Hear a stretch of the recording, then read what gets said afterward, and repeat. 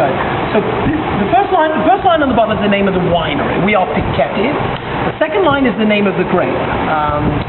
So Cabernet Sauvignon. In order to put that on the bottle, we have to have at least 75% of that grape, but only 75%. So when you're buying a bottle of wine in the grocery store, the liquor store, the other 25% doesn't have to be declared. So it can be water, can be fruit juice. Orange juice. Not orange juice, but they blend it. They're not supposed to put sugar in it. In Europe, you can put sugar in it.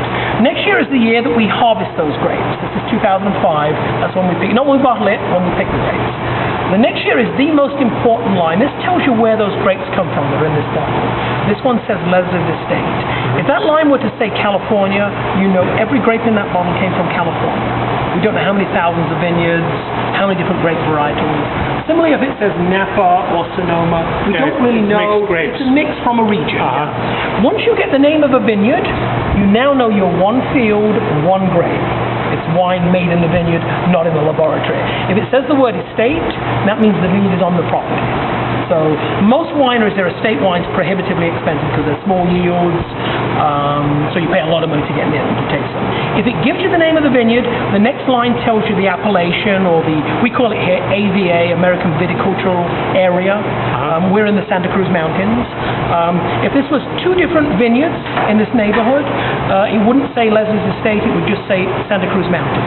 But the fact is that one vineyard, we could say Leslie's Estate. And then the final line, of course, is the alcohol. This is 14.5% alcohol, which is really quite high. And that's converting the sugar to alcohol.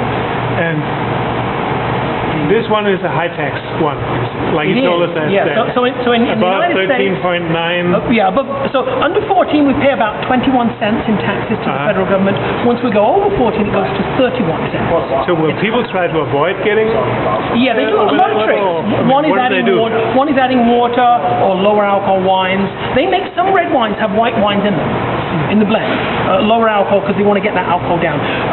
The other thing they can do is they can, there are a couple of tricks. They can actually put the wine through in a factory and put it through a reverse osmosis process. So under pressure, draw the alcohol out through the membrane. And so there's a big factory down south of here in King City, and the big commercial wineries that ship their wine down in tankers.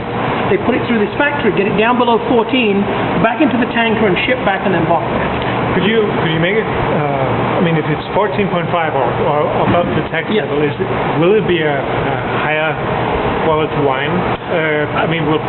Not necessarily. The French argue that California wines, the alcohol is too high.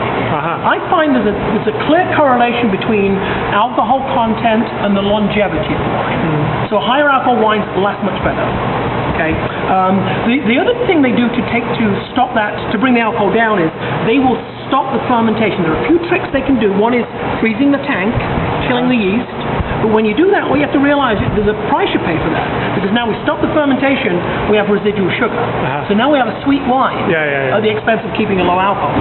A lot of people think California Zinfandels are really sweet wines. They call them fruit bombs, or jammy is another word. They don't have to be that way. We had a Zinfandel last year that was 15.8% alcohol, but it was dry. They were all converted. Commercial wine is they stop it, and then they've got these real sweet wines with a lower alcohol. Sugar cubes. Sugar cubes. But some people like that flavored wine. Excellent.